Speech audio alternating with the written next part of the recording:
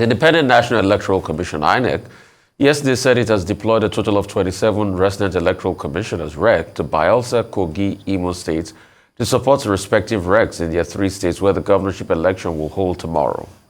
Chairman of INEC, Professor Mahmood Yakubu, disclosed this in a statement issued late last night ahead of tomorrow's elections. A breakdown of the number of RECs deployed by the electoral body showed that 9 RECs were sent to each of the 3 states that will be going to the polls on Saturday. 3 of the RECs will be deployed to each senatorial district in the state. INEC also said it has deployed 2 national commissioners and administrative secretaries, as well as additional staff from the headquarters to Bayelsa, Imo, and Kogi states to support the election process. However, there has been growing security concerns ahead of Saturday's governorship elections in Bayelsa, Imo, and Kogi states. The secret police DSS is urging politicians and their supporters to obey the rules of engagement.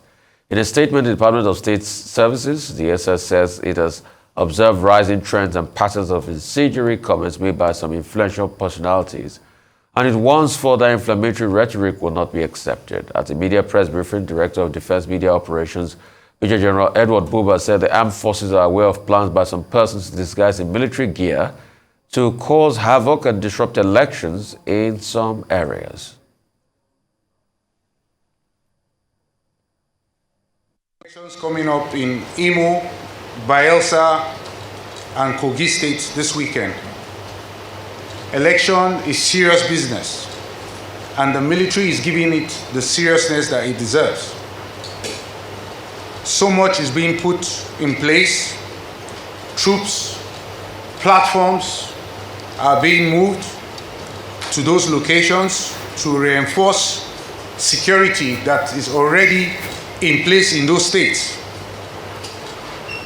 We are aware of plans of some to disguise in military uniform in order to create problems during the elections. I say to them,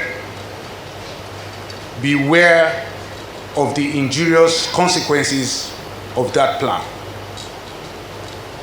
As for distinguishing between the real soldiers and the fake ones, should that arise, the journalists in those various locations, states, will be properly updated. For security reasons, I cannot say it here. Meanwhile, the Inspector General of Police, Kayode Egbetokun, has named a new police commissioner in Imo State. The deployment is part of the new postings of 40 senior police officers. Danjuma Aboki has been deployed as the new commissioner of police in Imo State. It is unclear if this is in reaction to concerns and allegations by organized labor, the opposition, and civil society organization regarding the neutrality of the former Imo State Police Commissioner, Mohammed Bade. Dr. Bati, your take on all of these issues. Okay, let's start from the last part of it, which is that the Inspector General of Police has not only redeployed the Police Commissioner in Imo State, Mohammed Bade, he has also now appointed ahead of the election Danjuma Aboki as the new CP to oversee that election. You will recall that following the attack on the president of the Nigerian Labour Congress, Joe Ajaero, one of the major demands by organized labor was that this commissioner of police in that state at that time should be redeployed. And the Inspector General of Police did so. It wasn't even just the Nigerian Labour Congress or the TUC. Even civil society organizations also joined in saying that this Mohammed Bade, who was the same controversial commissioner of police in Adamawa State during the gubernatorial election in that state, should not be given the opportunity to again oversee the situation in Imo. Hence, he was moved. So what we are seeing here is a case of the Inspector General of Police listening to concerned stakeholders in the matter. Elections being a multi-stakeholder responsibility. Now, 24 hours to the election, the various stakeholders have taken certain steps and made statements. INEC has deployed 27 resident electoral commissioners. 3 are deployed to each of the senatorial states involved in the election. 2 additional national commissioners have also been deployed. The INEC chairman was telling us yesterday that all the sensitive and non-sensitive materials have been deployed, that the BVAS has been reconfigured, and that there will be the loading of results real time onto the IREV, that is the INEC results viewing portal. He made all of these statements, and that all these preparations have been made, and that for the first time in an off-cycle election, we are having elections in 3 senatorial districts: the North Central, that's Kogi; the Southeast, that's Imo; and the South-South, that's Bayelsa. And he gave the reassurance that the commission is definitely ready. There will be, we're told that about 5.19 million voters have their permanent voters cards. And so, he's expecting that there will be, a major voter turnout in the 3 respective states. Also, there was a statement from the DSS yesterday with Dr. Peter Afunanya also warning people who may want to foment trouble to be careful. But the part of his statement that I find interesting was that he was telling broadcast stations, media houses, not to do anything to inflame passions, and that even commentators, either on radio and television like us, should make sure that we speak in the direction of unity and not say anything that would be interpreted as divisive, well, which is quite interesting. The media is also a major stakeholder during election seasons. And then, of course, we had the defense headquarters, which was shown earlier on, telling people that there are some elements who may want to go and wear soldiers' uniform to cause trouble. And we had General Buba there saying that, look, if anybody tries that, the military will not hesitate to show strength. Well, what he means by that, I'm sure, is clear to people who may be tempted to impersonate the military in order to cause problems. But what do we expect? The Nigerian public will expect that in all the 3 states, that the elections will go smoothly, that the election will be free and fair, and that all these stakeholders will play their part as they have promised, and that it's not just promises. We will see real action. IREV will work. That is our hope. Materials, both sensitive and non-sensitive materials, will arrive as scheduled at the various polling units, and that all the ad hoc staff will not allow themselves to be used by politicians. And that politicians, too, will play their part and realize that this off-cycle election is not a do-or-die affair. And that the security agencies, apart from warning people to behave themselves, will also play their part and make sure that they maintain law and order. That is very important. And then, of course, that voters will turn out en masse. As General Abdulsalami Abubakar said the other day, you have to turn out and vote. Otherwise, don't wait till other people vote and then you begin to blame the outcome of the election. Voter turnout is important. And as General Abubakar also said, young people should not allow themselves to be used as thugs. Don't die in their war. As Dele Farutimi has famously said in a book of the same title, which he published. And that whatever the outcome is in all the 3 states, that the participants, the candidates, will accept the result in good faith and not take the law into their hands. If they are not pleased with the result, well, the process is there. The Electoral Act provides for people going to the tribunal and taking the matter all the way to ensure that justice is done. I think one thing is certain. I'm happy about the responsiveness by the police force at first as regards, the police officer that was complaining about the commissioner, and that's been changed now because we all remember what happened in Adamawa, and that's a very sad sight. And it's even very sad that till date, we're still dilly-dallying with the case of Mr. Ari, a major INEC official that was a culprit in that. We just hope we don't have people like that any longer in our system. When you also look at it, the current INEC, rec in Imo State has been complained about ad nauseum.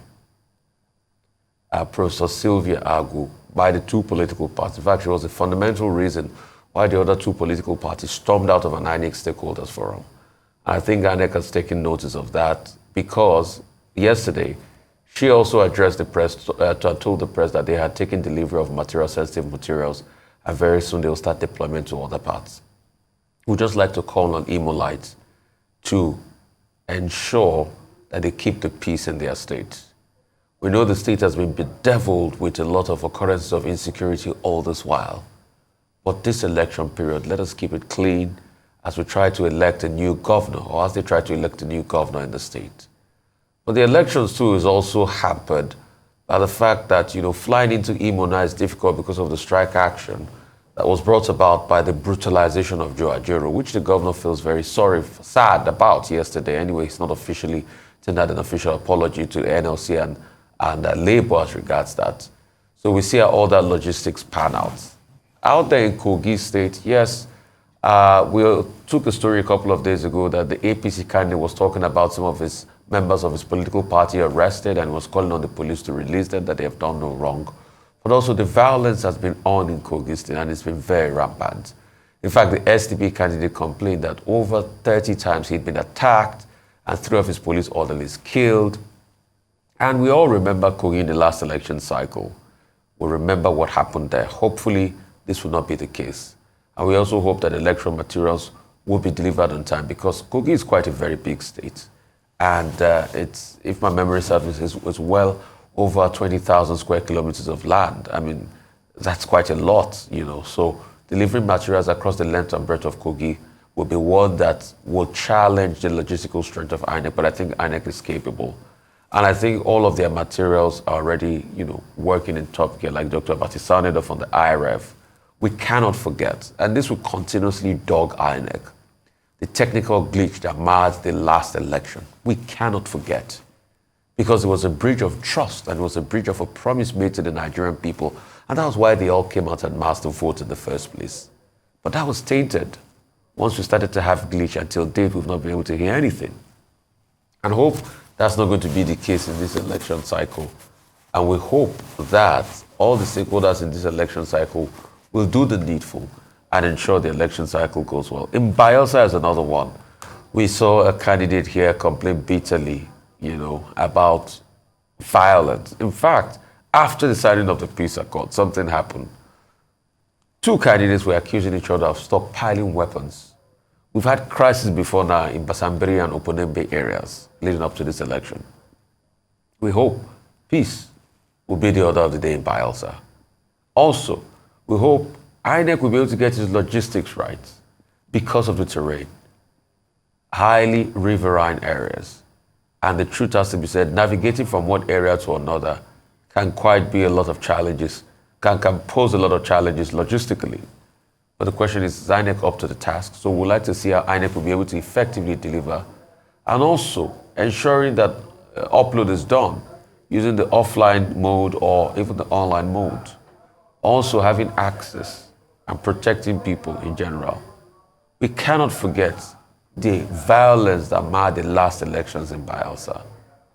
I remember vividly the level of violence from the campaigns and all of that. And also, a candidate in the state had gone ahead to say that it should be fire for fire, people should be killed and all of that. And that we don't want in our electoral system. So there are a lot of challenges envisaged in Bayelsa, but we're hopeful that peace will reign and the political actors will make peace reign across board. And also, we are hopeful that INEC will do the needful as regards providing that level of stability and reassurance about our electoral system. Journalists spread across many networks will be out there in those states giving reports, filing reports in. Also, because of the proliferation of social media, there's going to be a lot of citizen reportage. We're going to see many videos, and I would like to enjoin us as journalists and people out there to effectively look for means of verifying various videos before we look at them and we share them. Because as from tomorrow, once the polling starts, videos from a couple of years ago, 3-4 years ago, will be shared as recent videos. But if you don't have that fine-tooth comb to be able to verify, then nothing will come out of it. So there are many methods online, and I think you can take up your phone now. Probably you could check up how to use timestamps to verify videos being shared. And also you can look for verification tools online. There are some easy access ones that you can get, which you can subject the videos to so that you don't be part of those that are spreading misinformation of what is happening in various areas. And also, we want the electoral authority and the police and the security authorities to help, give the media enough access so that we'll be able to stem the tide of fake news. Because when people don't have access to the story, then they are not able to report the story as it is to be able to counter various stories out there that might not be true. We hope for a very peaceful elections tomorrow, and we hope that the best man will win and the will of the people will be done. The 30th anniversary and reunion of the Theatre and Film Studies Department, formerly known as Theatre Arts of Nnamdi Azikiwe University, Awka, has come and gone with fond memories that will live in the hearts and minds of the alumni members who visited the Southeastern University years after. In acknowledging the contribution of alumni members and the departmental staff, different award categories were given during the PL anniversary. Our own very Ozzy Okoli, producer of the morning show, who was the president of the association in 1999-2000, received 2 awards. This was the first Persita Award for his musical ingenuity in the composition of the departmental anthem for chairing and drafting of the first constitution of the association actors. The second was the Leadership Award he received for chairing the Alumni Steering Committee for the 30th anniversary reunion. Other awards include Chief Dan Nwondo, founder of the Department of Theatre and Film Studies, and Ujua Anikwe Salawi, first theatre art student to register in the department in 1993.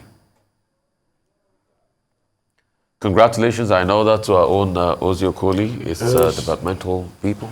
Yes, congratulations to Ozzy Okoli and all the other awardees. Yeah. And I find it very exciting. By the time their own department of Theatre and Film Studies in Awka was established, I had long, completed my studies in that line. But over the years, the thing is that all thespians tend to connect because we have something they call the Nigerian, the National Nigerian Universities Theatre Arts Festival, NUTAF, which is a tradition that has been sustained, and many of these awardees, apart from playing a major role in their department, will have been also very active in NUTAF.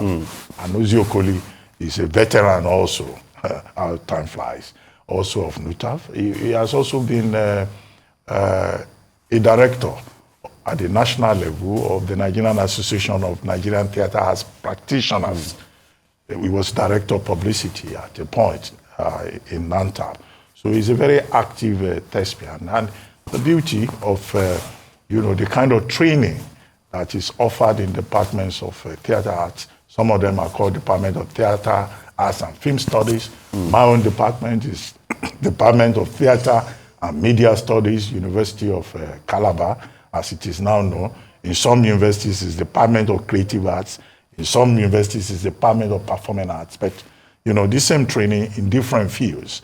And you can see the example with someone like Okoli, who trained as a thespian. He can act, he can sing, he can dance. But at the same time, he's also had a very good career in television. I think he's been to about 3 or 4 TV houses. He's been in TVC, he's been in channels. He's now here with with Rice News, where he's our producer, a very industrious producer, and all the great achievements with Morning Show, we owe in part to what he and the others at the back end do every morning, making sure that the guests are available, the program goes very well. So congratulations, especially to him, Ozzy Okoli. And I hope he knows, I don't need to add that, I hope he knows that there are implications. You can't be going about collecting awards all over the place without bringing implications to the studio. But I'm glad, that the Department of Theatre Arts and Film Studies at the University of Azikiwe University, Oka, has done this to recognize people who have passed through the department and who have been part of the history of the department. Well, the reward for hard work is more hard work. So Ozi Okoli, congratulations. And all the other persons, I may not know them personally because these are people who came many years after my generation in this same field. But congratulations to every one of them. I mean, one thing is certain, congratulations to Ozi Okoli. And I mean, it's just pretty much, underscores the power of art, and connections. And the good thing about those that have gone ahead to do great things in theater is the fact that they are very multi-talented and they can do many things. And you've given due attestation to that as regards the great work Ozi does here. That has also helped him, in channeling that energy and multitasking and guest alignment on the show and booking guests that are fit for purpose for whatever is happening in the country per time. So congratulations to him. But also I'll take our time to be able to talk about the arts because it's not given the pride of place in Nigeria. And that's one other thing. We keep talking about revenue generates into the economy. It's pretty much been the artists that have, been able to commercialize this area and do so well. Look at Nollywood, for instance.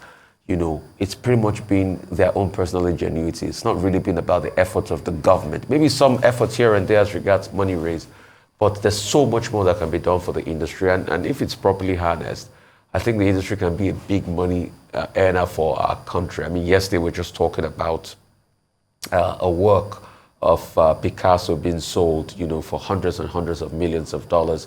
Till today, you still hear that they sell works of Basquiat for hundreds and hundreds of millions of dollars. So if we properly harness the arts, then there's so much we can gain from it. But congratulations once again, Ozi Okoli.